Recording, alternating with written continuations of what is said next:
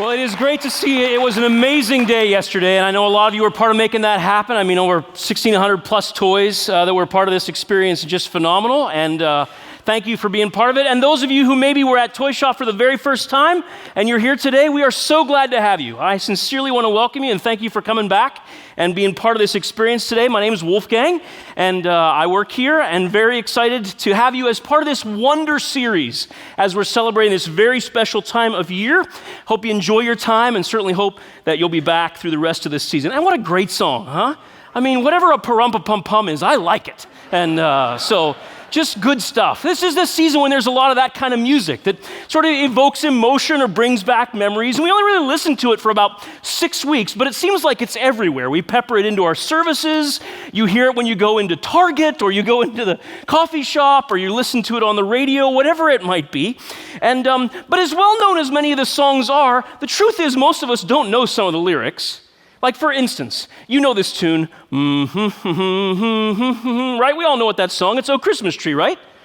But does anyone really know the lyric? Like, oh Christmas tree, da-da-da-da-da-da-da-da, right? I mean, we don't really know the lyrics. And they'll da-da-da-da-da-da-da-da-da-da-da, oh Christmas tree, da-da-da-da-da, whatever, you know. Or songs like 12 Days of Christmas, right? We know there's a partridge in a pear tree and a couple of turtle doves somewhere along the way. But when it comes to those higher numbers, who can remember how many leaping lords or piping pipers there are, right? And let's just be honest. If by the fourth day all this person's been giving you is birds, you don't take any more presents, am I right? I'm done with you. Of course, even though we forget the high ones, we work our way down and we all join back in enthusiastically. Sing it with me. 5 golden rings. Like, we all know that line. So anyhow. And the same is true of some of the classic Christmas carols, even really well-known ones. We know the first verses, or maybe even just the first few lines, but you think of songs like Hark the Herald Angels Sing, or What Child Is This, or Away in a Manger. I mean, they're classics. But we do pretty well on verse 1, but when you start getting down into 2 and 3 and 4 about cattle who are lowing, whatever that means, and ox and donkey feeding, we just sort of mumble our way along. And yet, hidden down in some of those lower verses are some profound truths. In fact, one of those verses talks about something that I think is exactly what we need to be talking about this time of year and really across the calendar in our current society. It speaks to one of the main things that robs people of joy and peace and wonder. You think throughout generations, people have responded to the joy and celebration of this miracle of Christmas. And they've expressed it through art, they've expressed it through poetry, through music, all in this attempt to somehow capture or celebrate or honor that wonder of Christmas. And we're trying to do the same. It's why we've called this series Wonder. Trying to remind each other, recapture the wonder and magic of this season. And as we were getting ready for this series, this goes back several months, we were reading through verses of some of these carols, looking for inspiration or ideas about what do we talk about to help celebrate this Christmas. And as I was reading through one of those songs, one of my favorite carols, O Come, Emmanuel, as I was reading through the lyrics, there was one verse that just grabbed me. I thought, in our world, in our time, in our society, we need to talk about this verse. Issue is, it's the 7th verse in the song. It's way down there. So we don't sing it very often. But here's what it says. O come, desire of nations, bind all people in one heart and mind. Bid all our sad divisions cease, and be yourself our Prince of Peace. And I look at our world, I thought, that is the prayer we so desperately need for our time, isn't it? Bid all our sad divisions cease. Because everywhere you look, there are divisions, splintering.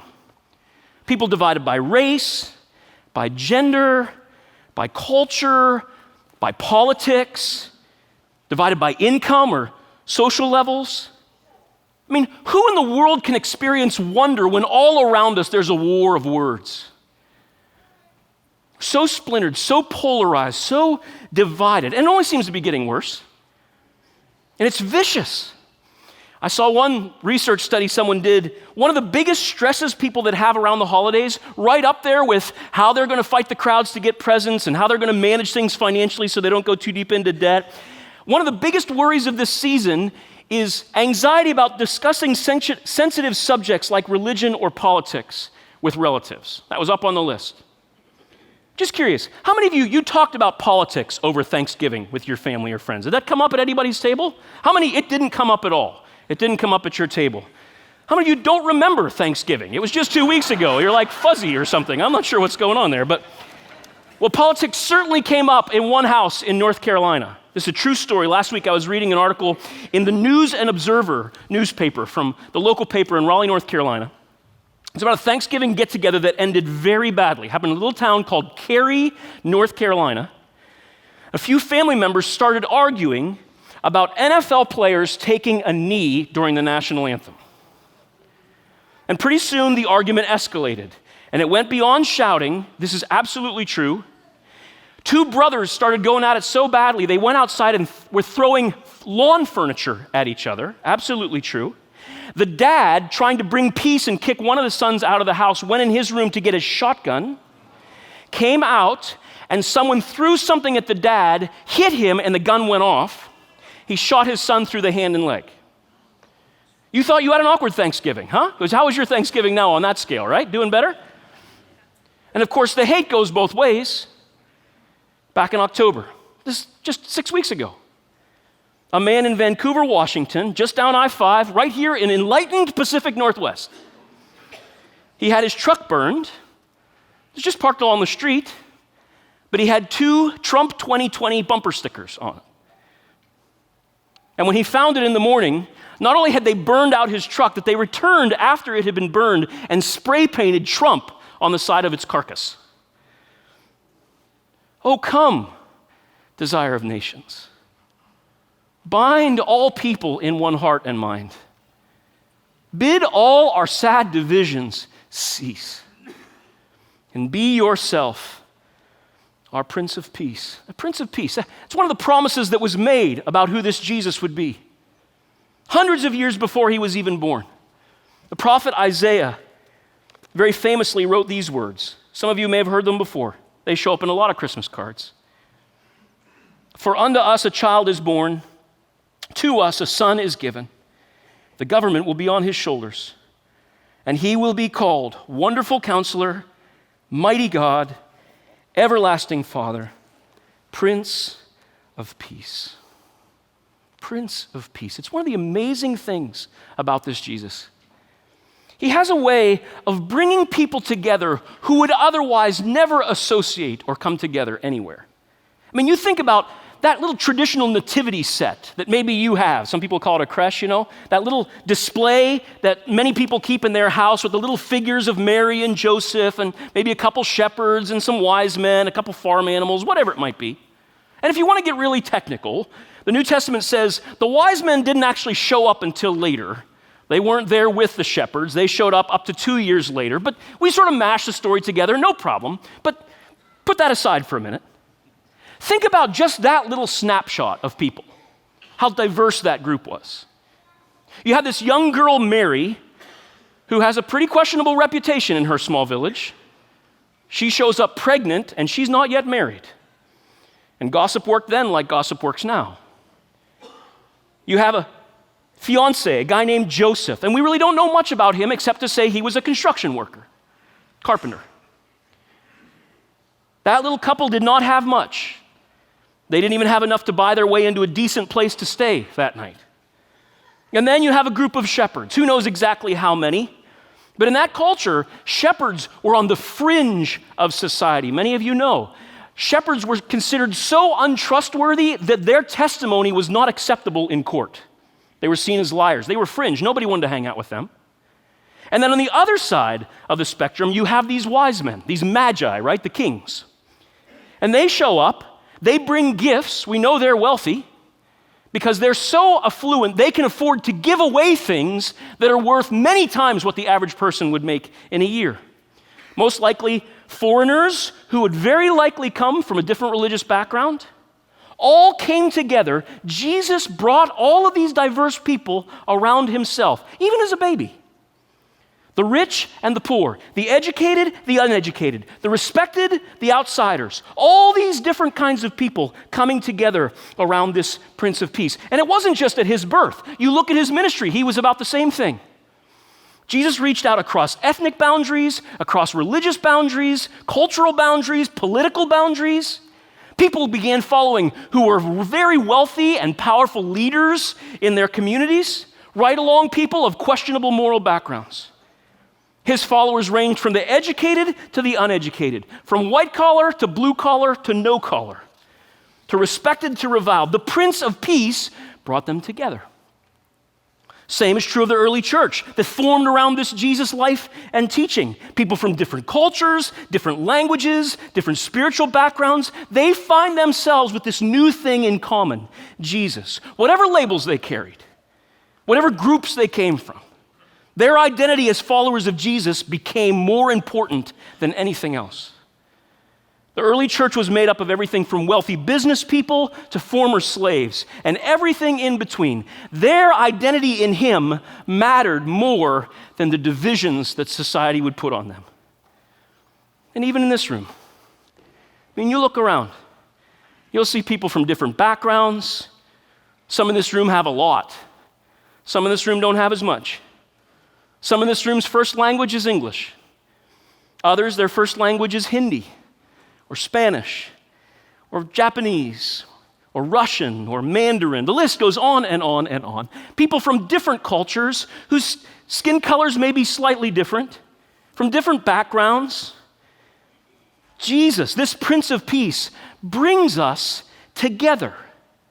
And all those labels fade in comparison with him.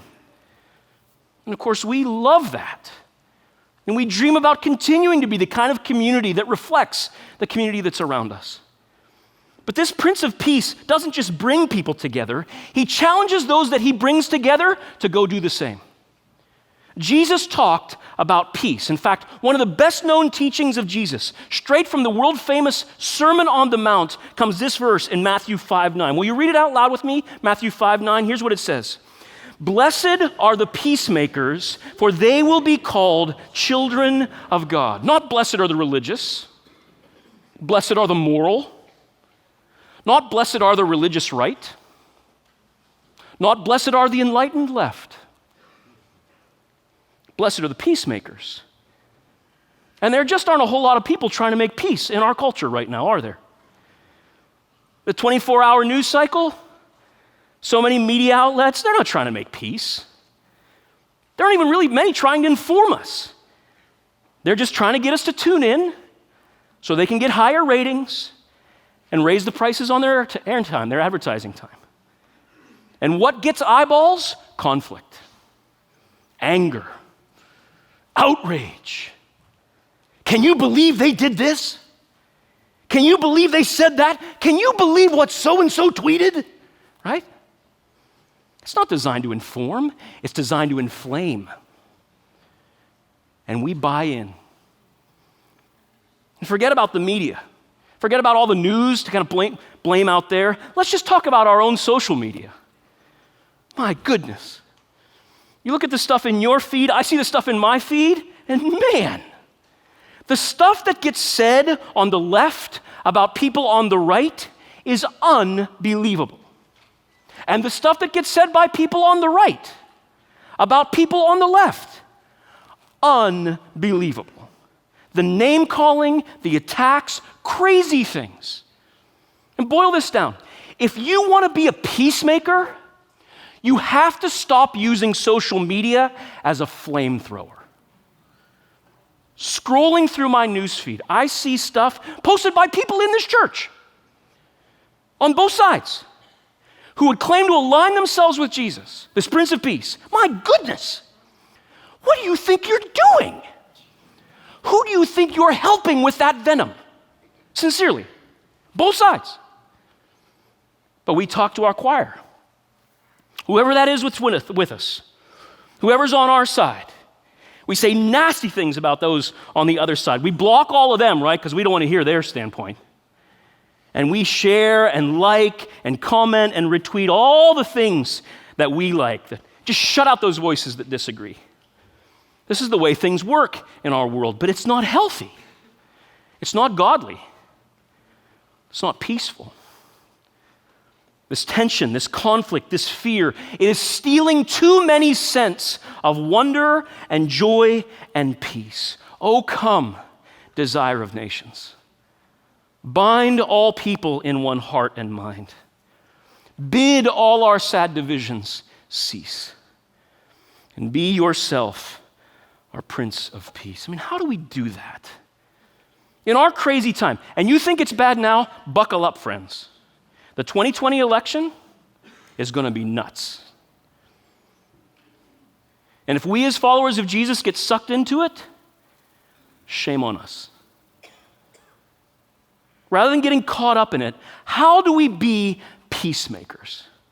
How can we be part of helping our sad divisions cease? Well, here's some big ideas on what I think this looks like, okay? One, peacemakers have God's perspective. Peacemakers have God's perspective. Here's what I mean. Here's the passage I point to here. The book of Romans, chapter 12, verse 18. Well-known passage to many of us. Paul writes this: if it is possible, as far as it depends on you, live at peace with those who believe what you believe. I'm sorry, I got that one mixed up. Let me look at that one more time. Let me try that a second time here. As far as it depends on you, live at peace with those who watch the same news channel as you. Third time's a charm. If it is possible, as far as it depends on you, live at peace with who? Everyone. Now, we're not going to be able to live at peace with everyone, of course. That's why it says, so far as it depends on you. A lot of people don't want peace. They don't want to agree to disagree. They want to divide. They want to manipulate. They want to stand on the shoulders of so that they can achieve power. Their identity, many folks, their identity is wrapped up in being right. And everyone thinking like me or doing what I'm doing. Both sides, both sides. But God says, as far as it depends on you, live at peace with everyone. That means your ex-spouse. That means the person who fired you. That means the person who voted differently than you. That means the person whose dog poops in your yard, all right? That means whatever it means. Whatever it means. As far as it depends on you, live at peace with everyone. Just think about this in terms of the divisions in our country, all right? Think back a couple of years to the presidential election of 2016. Think about this. At least 60 million people voted differently than you. Now, some of you went third party. You got 120 million people who voted different than you, right? But sticking just to the main two, overall, we're pretty evenly divided. Which means whoever you voted for, at least 60 million people voted against your candidate. Are all 60 million of those people stupid? Are they all evil? Are they all just left-wing snowflakes who want to push us into socialism?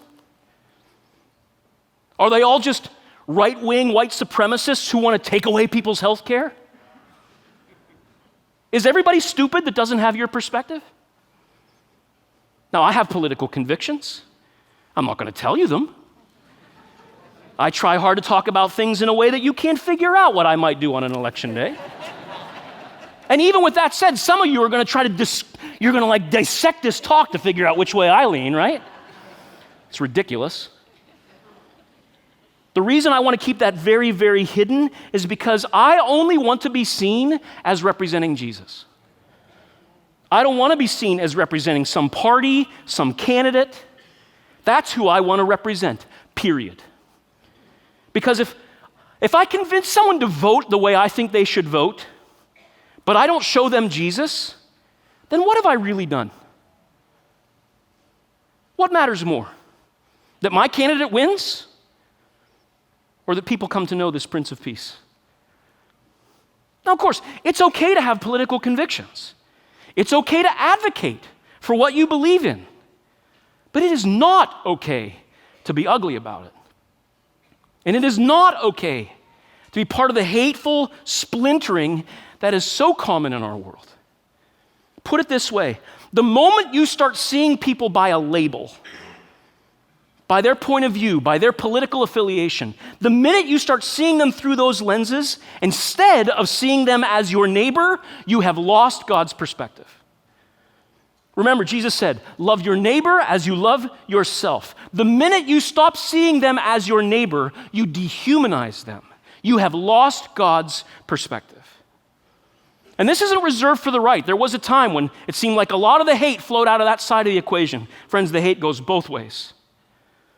The last couple of years, I've seen people online say things like, I can't be friends with anyone who voted for so-and-so. You seen those? Aren't you glad God doesn't have that perspective? Aren't you glad God doesn't exclusively reach out to those who only have it figured all out and never make bad choices? Aren't you glad he doesn't work that way? Aren't you glad God offers his friendship even to those of us who are messed up, who sometimes or more often than not choose our own way over his? Oh, come, desire of nations. Bind all people in one heart and mind. Bid all our sad divisions cease, and be yourself our Prince of Peace. Maybe the best thing you can do to restore wonder this Christmas is to take a fast from some media. Maybe we should think about that for the rest of the month. Just do not have your spiritual and emotional well-being formed by people who make their money from hyperbole. Don't have your peace and joy and wonder stolen by people who can be more focused on inflaming than informing. People who are trying to stir you up. Many of us would be well served to take a news fast, to just turn it off. Stop having people lead you around like that. Because when we start saying, I can't be your friend because you're this, or I can't be your friend because you're that, you do not have God's perspective. We forget that Jesus wore the title friend of sinners with pride. They accused him of being a friend of sinners. He never corrected them. And you see how he lived. He was a friend of people who disagreed with him and who he disagreed with. He was friends with people who were doing the wrong thing. That's God's perspective. That's what peacemakers do, which brings us to the second thing peacemakers do. Peacemakers choose God's passion. Lots of passionate people out there. What's God's passion? Peacemakers choose God's passion. Maybe you've heard that phrase, the Passion of the Christ. Remember, it was a movie several years ago. And we talk about this more at Easter than we do at Christmas. But the Passion of Christ is when Jesus went to a cross, he had his hands and feet nailed to a cross, much like that one over there, hung on that tree and died to carry the foolish and broken things that all of us have done on his shoulders. It displays his passion, the lengths he's willing to go to restore or reconcile or heal the relationship between us and God. This is exactly what the Apostle Paul writes about in the New Testament. In 2 Corinthians chapter 5, verses 18 and 19, he says, all this is from God, who reconciled, remember, healed that relationship, reconciled us to himself through Christ, and gave us the ministry of reconciliation. That God was reconciling the world to himself in Christ, not counting people's sins against them. And he has committed to us the message of reconciliation. Reconciliation simply means to make the relationship right, to break down divisions. And of course, this is a great passage that many cite when it comes to dealing with the racial tensions that are in our society. And that's an important thing. But that is not primarily what Paul was talking about here. He's talking about the fact that there is a wall, a lack of peace between us and God. And how does that wall happen? It happens every time I lie. I lay a brick. Every time I do something I shouldn't be doing. Every time I choose my way instead of God's way. Every time I don't respond with the kind of compassion I ought to have. Every time I live like I'm the center of my life instead of God and others. Every time I do that, I lay a brick. I build a wall between us and God. Every time we sin. The Bible says Jesus came to shatter that wall so that we could be reconciled to God. When you become reconciled to God, you're no longer at war with him. You have peace with him. And when you receive this grace that Jesus offers, when you're reconciled, you then want to help reconcile others. I mean, this is why we put all kinds of money into special seasons like Christmas and try to create experiences every weekend, especially Christmas Eve, that you don't want to miss, but that make it easy for you to invite your friend that doesn't know about this Prince of Peace to come meet him, to come hear about him. Because this is the time of year when people are more open to accepting that invitation than any other time. To hear about the one who came down to reconcile them, a Savior. It's huge. And so I encourage you to use the services this month, especially Christmas Eve, for those purposes. I mean, those invites on the chairs. You know people who don't know this Prince of Peace. It's a great chance to introduce them to them. If you need more of those, you can pick them up in the lobby. See, when that happens, then we also want to see people reconciled to each other. Reconciled white to brown. Reconciled Protestant to Catholic. Reconciled red state to blue state. Reconciled Seahawks fans to 49er fans, right? You say, oh, now, Wolfgang, now you're messing, man. Whoa. Let me just say, if that's a bridge you can't cross, you are on a greased pole to hell, my friend, all right? I'm just going to call it, okay? Holy cow. As far as it is possible, be reconciled. Even the people who've hurt us. And when you hear that kind of thing, a name or a face probably comes to your mind. It's a choice. I am not going to chew on that bitter root. I am not going to relive that over and over and over. Oh, come, desire of nations. Bind all people in one heart and mind. Bid all our sad divisions cease and be yourself our Prince of Peace. See, when you're a peacemaker, you try to step into someone else's shoes. You try to understand. And when you can't understand, it's okay. Why? Because when God gives us grace, we give grace to others as well. You choose that his passion will be your passion. And then third and finally, you take God's position. You think, oh, that sounds good. I'd like to be in God's position. I got some people I'd like to smite, right? Something like that. No. You don't know the story, friends. Peacemakers take God's position. What position does God take? You remember, that's what Christmas is all about. Jesus, the Prince of Peace, he comes to reconcile people to God, to heal that gulf. He leaves the comforts of heaven, whatever that was like for him. I'm sure it was wonderful. Sitting on his throne, safe, comfortable. He steps out of that, down from his place in heaven, to come to earth that first Christmas. Jesus didn't come into existence on Christmas. The Bible says he existed from before the foundations of the earth. But when he steps down from that place of power and privilege, he takes a position of lowliness. He comes as a baby. He sets an example. Paul writes about this in the New Testament, Philippians chapter 2. He says, if any of you have any encouragement from being united with Christ, if you ever get any comfort from his love, if any common sharing in the Spirit, if any tenderness and compassion, then make my joy complete by being like-minded, having the same love, being one in spirit and of one mind. Do nothing out of selfish ambition or vain conceit.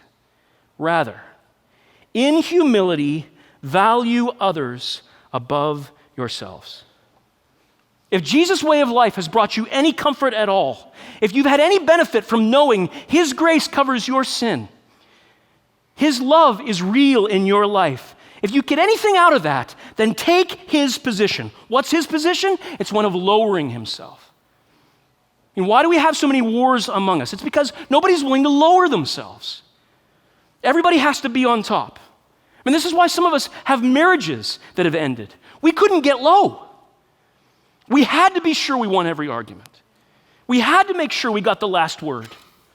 Do nothing out of selfish ambition or vain conceit, but value others above yourself. Value that person that voted differently above yourself. Value that person you're married to, even if they don't bring as much money into the relationship or whatever, above yourself. Lower yourself. Maybe that's one of the reasons Jesus had such a lightness and freedom about him. He didn't get sucked into these kind of fights. People are always laying traps for Jesus, sort of first century version of clickbait.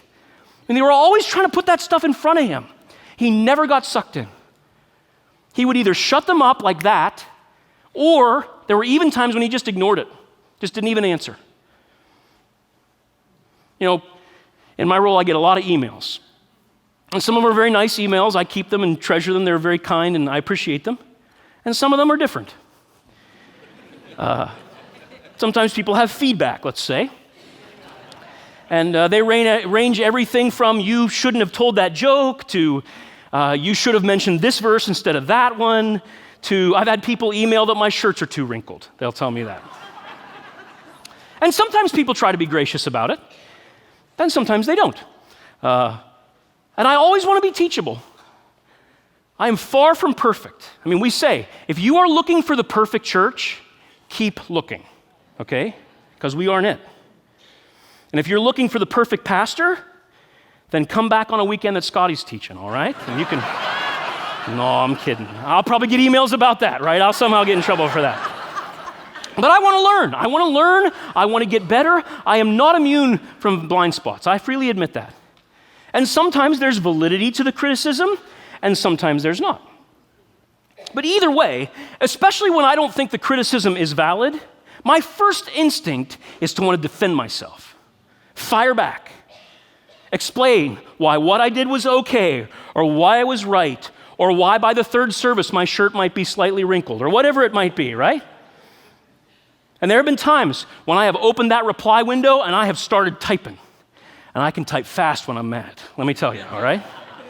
My fingers are flying about why they're stupid or their theology and biblical interpretation is clearly Neanderthal or whatever it might be, right?